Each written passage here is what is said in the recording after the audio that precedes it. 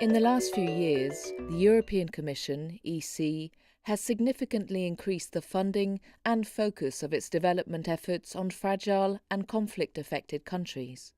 In support of this, in 2011, a dedicated horizontal unit, Fragility and Crisis Management, was established within DG DEFCO, EuropeAid, to work in close coordination with the European External Action Service and the Directorate General for Humanitarian Aid and Civil Protection.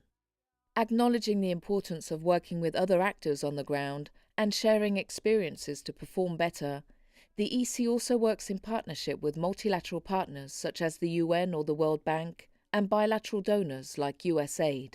For me, I think it's important for us to not only just talk the talk, but walk the talk. So I think this is a good step forward. We'll see how it goes. I mean, we are hoping that there'll be substantial changes in the country offices that we are working. I mean, we are here together, but when we go back to our own countries, we are busy with our own work. We hope to continue the good practices that we've discussed here and to keep in touch with each other and then coordinate not only in the stage of discussions, but in the stage of planning, designing and implementation. All too often donors have their own little silos, their own little furrows that they plough. And the idea that they might actually coordinate and find where they can work together more successfully, I think is entirely a good thing.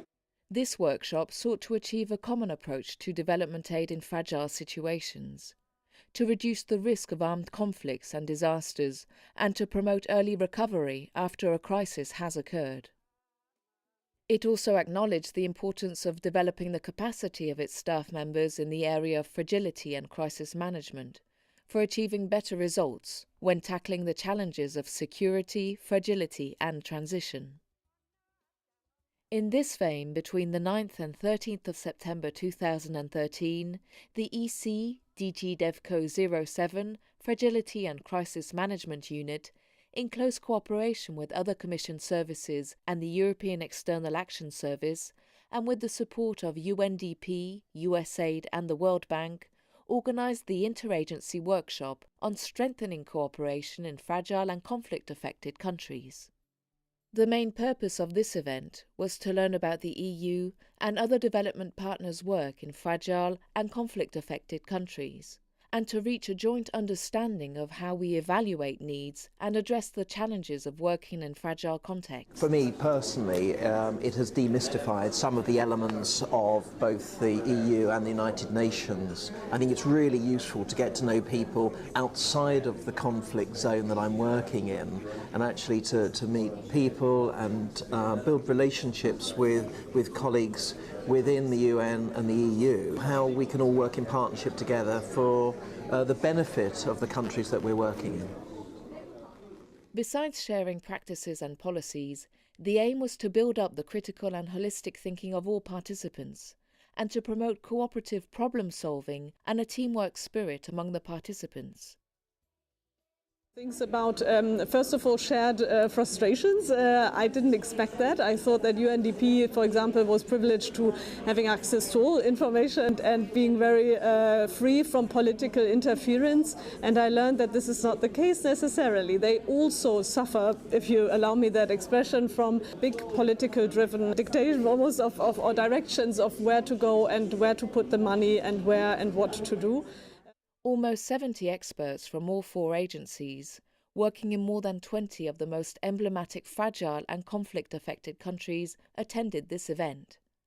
Haiti, Liberia, Nigeria, Central African Republic, Democratic Republic of Congo, Burundi, Somalia, Yemen, Syria, Pakistan, Afghanistan, Nepal, Bangladesh, Papua New Guinea, but also people that work on horizontal issues at headquarters.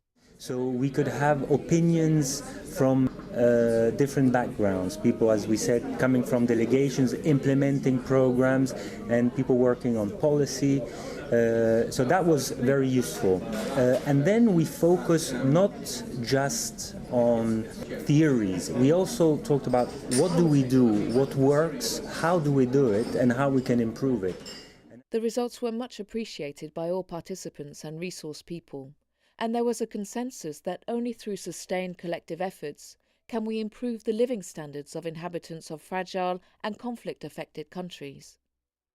Beyond networking and getting to know each other, participants shared their experiences in advancing the agenda of the New Deal, delivering on the peace-building and state-building goals, and identified innovative ways to strengthen the dialogue and collaboration in specific country settings. That it is a very fruitful starting point for more intense collaboration between our agencies, because we actually think the same about how to do conflict analysis and why it's important. A lot of agencies are actually doing similar things to what we're doing. On the country level, we do talk to the agencies, but sometimes those discussions are too short or not frequent enough. This workshop has provided an opportunity for everybody to get around and talk specifically about what they're doing and say, hey, look, maybe we should partner on this or that. Amongst other feedback, respondents indicated that the variety of methods used in the different sessions, the efficient organisation and professional moderation, and the opportunity to network and exchange knowledge were valuable outcomes from the training, which will lead to ever more effective interagency cooperation. So we need to have, at least some common messages, some, like at least coordinated approaches, because one agency cannot do everything. So we need to make sure that we complement each other and partner with each other when there is a value added to it.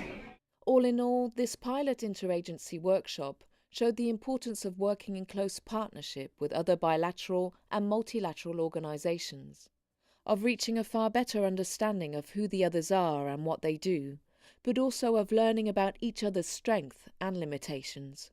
It is extremely useful because you are bringing people from the headquarters who make the policy and the practitioners in also the field. And I think the exchanges between the people who have the practical experience in the field can help to design also the policy, because at times it seems to be very much a top-down. So I think the interaction here can have an impact on the policy orientations. However, we cannot stop here. This is a process that will only end when children from fragile states have access to water and education, when the citizens of fragile countries feel safe and secure in their own country, when the state is able to protect its citizens' lives and rights, when the social contract will be well understood and respected.